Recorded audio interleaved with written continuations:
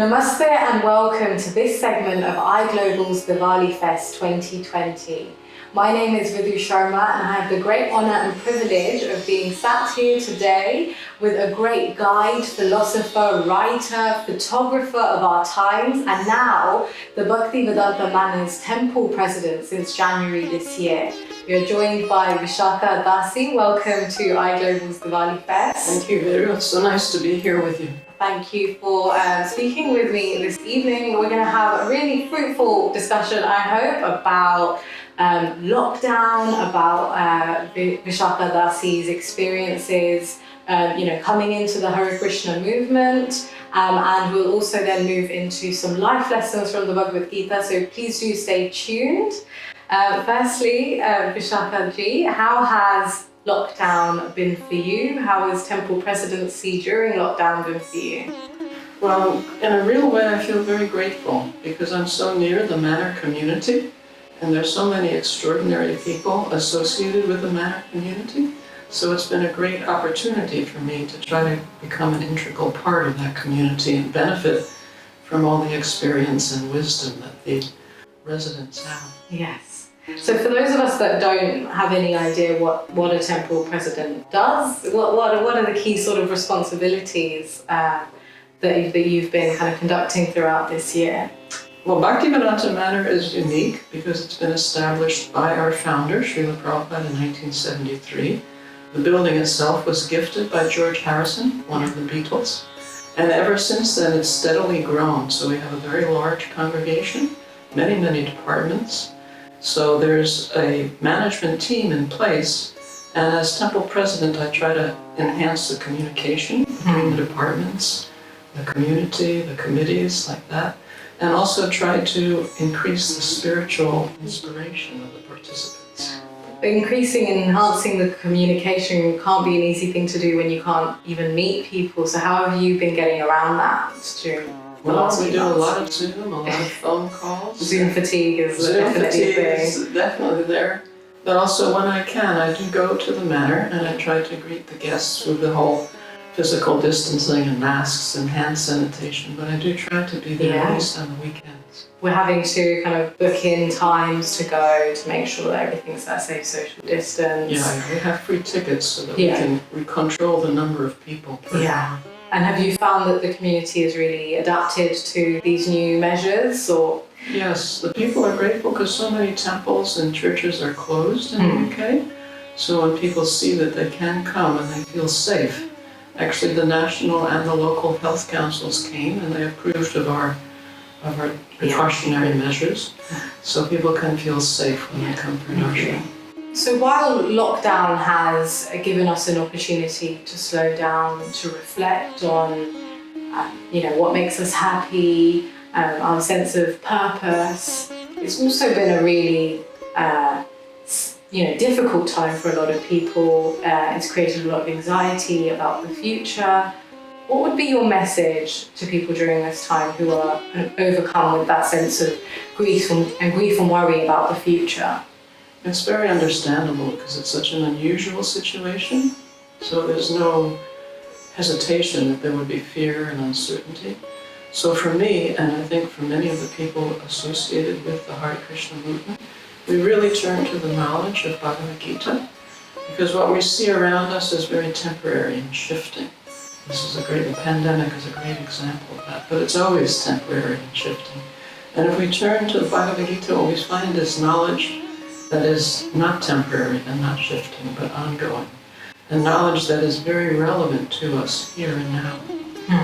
We find out beyond the body, beyond the mind, that there's something called Atma that's lasting. And if we can understand that and make that understanding a priority, it can give us tremendous solace at this time. Yeah. And so how did you kind of discover the Bhagavad Gita? What is that sort of origin story? Someone who grew up in America in an atheist family. Can you just share with us the sort of journey that it took from you to first coming across the Hare Krishna movement when you were 19? So what was your childhood story like, and how do we get to being with you here as Visakha Dasi? Well, as you say, my parents were atheists, and they raised my brother and myself as atheists. And I was quite convinced of atheism from their influence on me my whole period of development and my foundational years. But then I found that although I was successful in my chosen occupation, photography and writing, I had a certain hollowness inside, a certain emptiness, and I couldn't identify it, and I would never think that it was something spiritual, but it was something very palpable for me, very real. So when I finally came in touch with Bhagavad Gita, I loved to read, but I didn't understand Bhagavad Gita, yet I had a very strong sense that there was knowledge there and values and a goal that would really enhance my life. So it was a bit of a mystical experience. But for many people, it can just seem like, as you're reading it, that it's almost commands or a simplified way of looking at life and values. But what was it about your experience of reading it that was different for you from anything else? Well, I felt it was very relevant. First of all, I had a sense that I didn't have an existence beyond the body and beyond the mind. So that was confirmed in the very beginning of Bhagavad Gita, that we are Atma. We're not the body, we're not the mind. And then Bhagavad Gita also explains about what's called the modes of nature, goodness and passion and ignorance, and how they interact with each other. And when I had that kind of worldview and tried to apply it, it became very practical and realistic. I could feel it in myself and also see it in the world around me. So how does a young 19-year-old Jean in Long Island, right, studying photography, passionate about photography, no sense of sort of religious or spiritual inclination, growing up in an atheist family, how do we go from that to now being the temple president of the Bhaktivedanta Manor and such an idol for so many devotees around the world? Well, although I was an avowed atheist, and although I was doing very well in my chosen profession, I felt distinctly a hollowness inside me, and I could not identify what that was. I knew it was there, and it was something that I needed to confront, something I needed to face. So, in one sense, I was looking for a way to fill that hollowness. And when I came in touch with Bhagavad Gita, although I love to read, and I did not understand that book, I could not make head or tail of it, but I had the distinct sense that this book had knowledge and values and a goal that would really enhance my life. Yeah. So it made me very curious. It reminds me a lot of Ram Dass, the Harvard professor, who said that although he collected all of these accolades that in the West we would assume would make a very fulfilled and successful, happy person, when he was alone, when there was no one else's eyes to look into, when he was in the bathtub and there was no validation coming from anyone, he felt that deep sense of unfulfillment. So when for you did that turning point occur, when you didn't feel that lack of fulfillment anymore? Well, I was very fortunate that I got to have the company of the founder of the Hare Krishna movement, A.C. Bhaktivedanta Swami Prabhupada. And he was in Calcutta when I was there. This is in 1971. That's actually the time there was a war between East and West Pakistan. And at that time, the Hare Krishna temple in Calcutta was in a great state of unrest, you could say. The Western devotees weren't so healthy, and they were having trouble adjusting to the culture, they didn't speak the language. And Prabhupada came, and when he saw the state of his followers there, he called for what's called an Istagosti, which is a spiritual discussion. Okay. So we all went into his room, and we heard from him. And he spoke the teachings of Bhagavad Gita. It was not complex, esoteric philosophy, but he spoke in such a way that it touched my heart. It really touched my heart. And at that time I thought, there's something here that I really have to delve into and make my own, because it was so real and so important and valid. And so did you then go away and really absorb the Bhagavad Gita? How did that how did your reading of it and understanding of it then increase and enhance? Well, I decided that I wanted to become his disciple, his student, Bhaktivedanta Manor's student. And so I took initiation from him.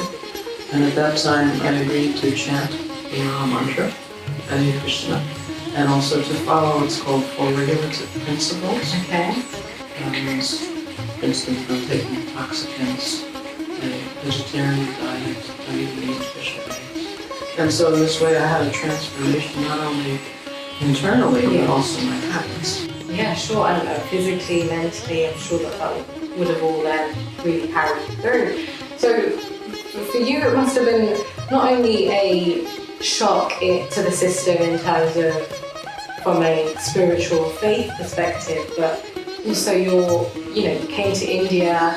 That must have, was it that it was the first time you were out of, traveled outside of the West? What was that culture shock like coming into India for that very first time and then spending, was it a year in 2.5 years in Vrindavan? What was that whole adjustment process like for you? Well, in one sense, it was a complete shock. When I got off the plane in what was then Bombay, today is Mumbai, it felt like I was walking into a hot sponge. It was so humid, so hot. So that was I had never experienced that kind of environment or that kind of climate. But at the same time, I had a sense, which was also very odd, that I had experienced all this before. Okay. And it wasn't the first time, although it was the first time I'd been to India. So it was a deja vu kind of situation, which was also a bit mysterious. Feeling like you're almost coming home in a way. Yes. Nice. And so then how did those 2.5 years go? What was that? What were you doing during that time? Well, at first, my then boyfriend, now husband, who had invited me to come to India, we saw Prabhupada and we asked him that we wanted to photograph a quaint Indian village. We thought it would be very interesting for Westerners to see villagers who didn't use machinery. We used the animals to plow the land. We relied on hand looms and so forth. But we didn't know which Indian village to go to. Yeah. So we thought, well, Srila Prabhupada has traveled all over India, he can advise us. So we asked him this question, where to go for our photographic aspirations. And he looked at us with a mixture of gravity and amusement. And he said, you do not speak the language. Wherever you go, they will simply cheat you and steal your camera. Yeah. We got, our little bubble was popped. Yeah. So he paused and he said, you should go to Vrindavan and do your story there. So we did that. Now, Vrindavan is a very holy place. Yeah. It's where Krishna had many of his pastimes growing up. So when we went to Vrindavan, we didn't speak the language, but it was truly a transforming experience for me because it was so saturated with faith and devotion and love for Krishna. You mentioned in the book and when we've spoken in the past that you found a lot of solace in meeting people, in seeking the support of other devotees.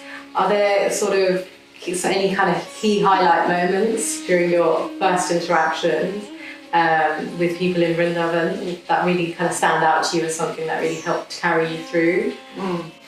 Well, as a photographer, I would wander around the streets of Vrindavan and I noticed many widows, especially elderly widows, would gather in a temple and chant the Maha Mantra, Hare Krishna Maha Mantra. So I went with them and I photographed them. And I found that they were just so absorbed in the mantra and they chanted with such sincerity and seriousness. And I thought, what is going on? It was much more than casual singing, but it was coming from their hearts. So in that way, it was very moving. Lovely. Well, thank you. I'd like us now to talk a little bit about what we're going through now.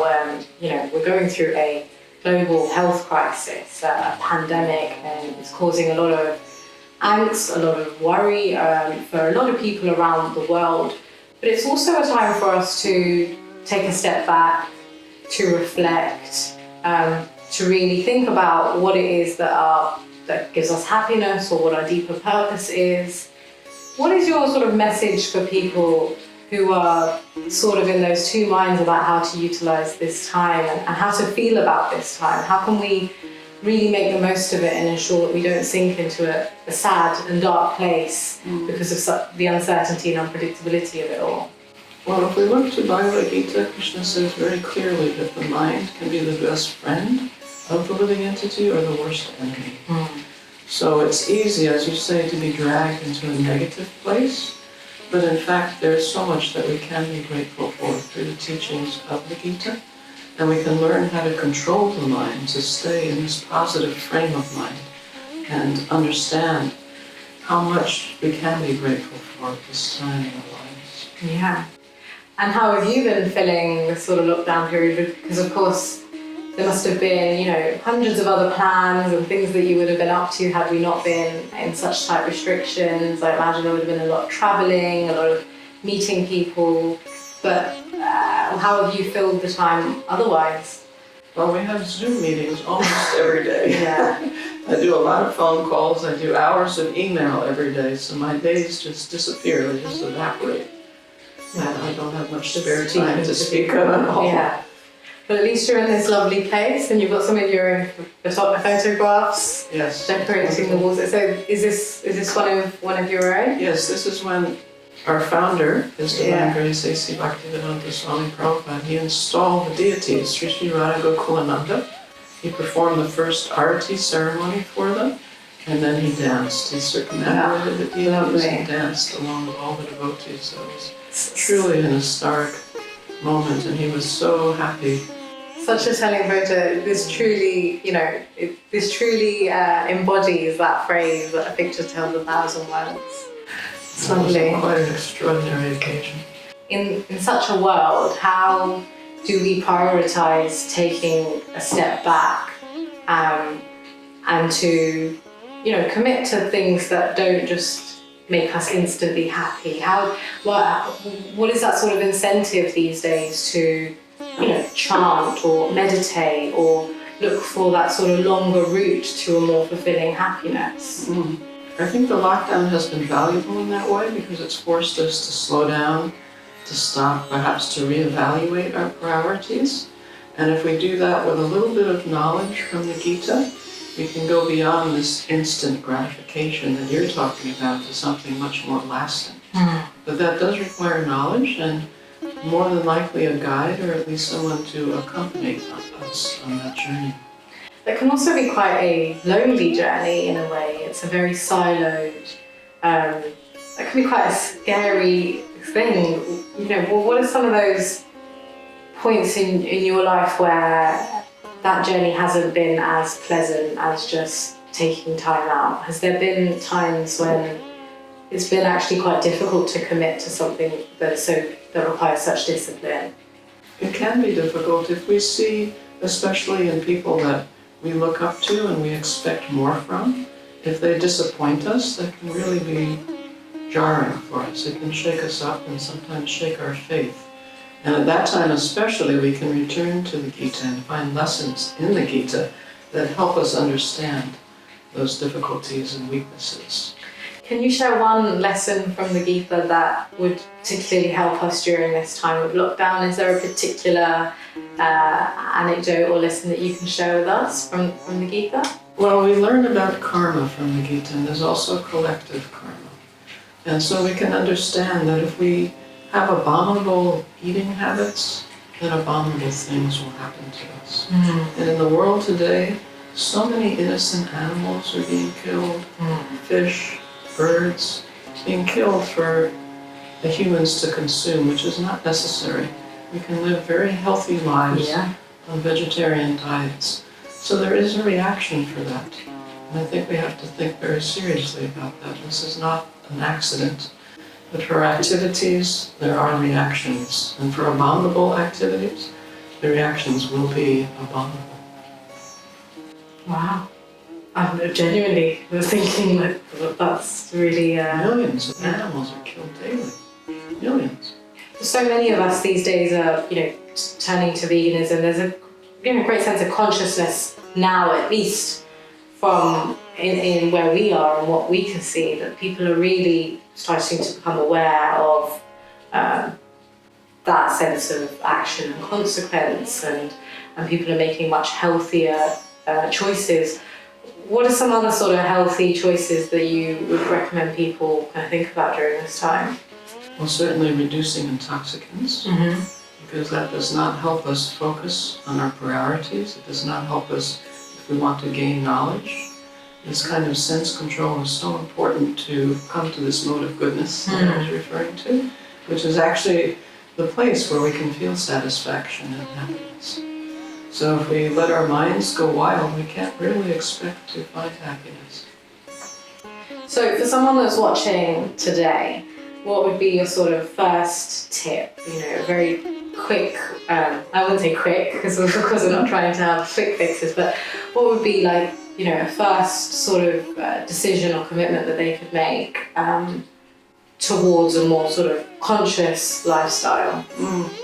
Well, certainly one thing we can all do is focus on gratitude. Be grateful that the air we breathe, the light we have, the water we have, protection, the association, our relatives and friends. We can be grateful for all of this and not take it for granted. And in that process, be kind to each other. Be kind to the living entities around us. And in this way, actual affection can grow. And once we see that the source of this is the Supreme, the Divine, we can devote ourselves to that service, to serving Him. Wow. The Hare Krishna movement is founded on the basis of bhakti. For those that don't know what bhakti is, can you give us a little introduction into what that form is, that expression? Yes. There's so many types of yoga, like Hatha Yoga, Jnana Yoga, Astanga Yoga. Bhakti Yoga means uniting with the Supreme through love and devotion and service to Him. We call it devotional service to the Supreme Lord. And so that can be, that can happen through many different modes, right? So through singing, through meditation. So can you tell us a little bit about what some of those modes are? Well, one is simply by hearing. By hearing Bhagavad Gita, the teachings of God, by hearing Srimad Bhagavatam, we can actually, it's a process of bhakti that we can come closer to Him and bring Him into our own lives. It's a very physical, it's a very sensory way of, I suppose, worshipping or becoming conscious of, you know, that which makes us, right? That which is inside of us. And for those who aren't familiar with the initiatives that the Manor has been running throughout lockdown, could you tell us a little bit about how it's adapted and what some of the things are that people can get involved in? The Manor is now having this darshan where you can come and see the deities in a pre-ticketed way, so we can control the number of people per hour, and in that way keep the physical distancing. Everyone wear masks, we have hand sanitizers. So it's been approved by local and national health authorities. That's one. We also have a very large congregation, so we put out publications for them, explaining festivals, explaining the meaning behind them, the significance of them. And you've been in some of those videos as well, Yes. right, recently? Yes. Like Diwali, Yeah. Kartik, the month of Kartik is just around the corner. Lovely. So that's one. And also we have what's called the School of Bhakti, Yeah. where we have many, many courses we offer. Anyone, anywhere in the world can sign up because it's online. And in that way you can actually understand the philosophy and the practice of Bhakti. And so what are some of those courses that people can enroll onto? Well, one is you can have a course on the Gita. It's a 10-week course Okay. on the 18 chapters of Bhagavad Gita and the significance of each and every one and how each and every one is relevant to our lives. Another is on Srimad Bhagavatam. Another is on demigods. Another is on Hatha Yoga, the practice of yoga for good health.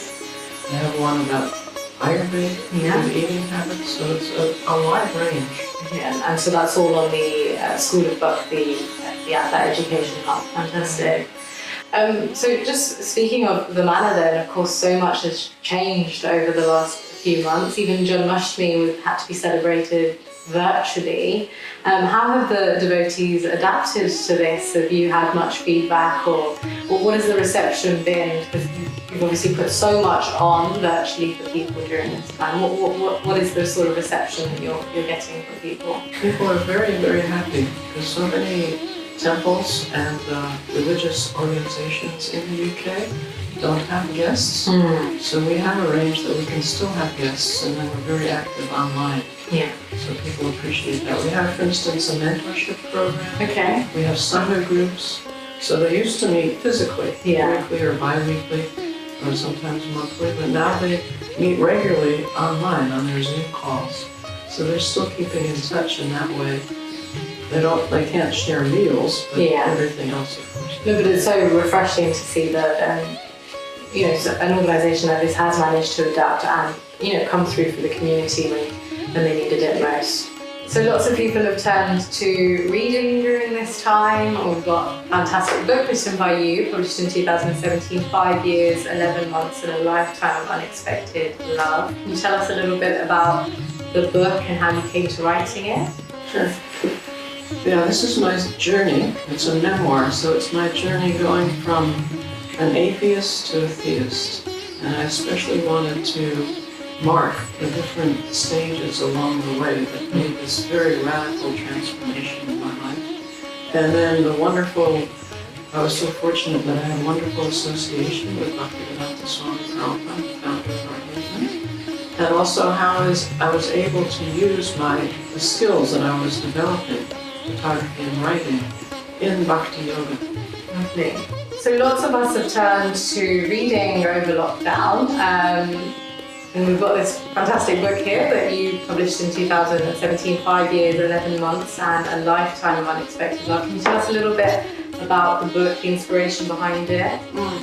This is a memoir, and it's my journey going from atheism to theism. And I really wanted to mark the stages along the way that made that dramatic transformation in my life. How faith actually entered my heart and softened my heart. It's quite remarkable to relive that and see actually what happened to me. Yeah. And I was also very fortunate that I had the company of Bhaktivedanta Manor, my spiritual master.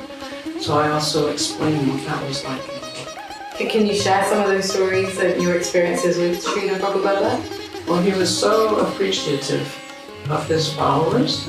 He had a very high standard for himself, but he was lenient with his followers because we were so new to the culture, to the philosophy, to the practice of it. And so he managed to spark this enthusiasm within us that became a fire.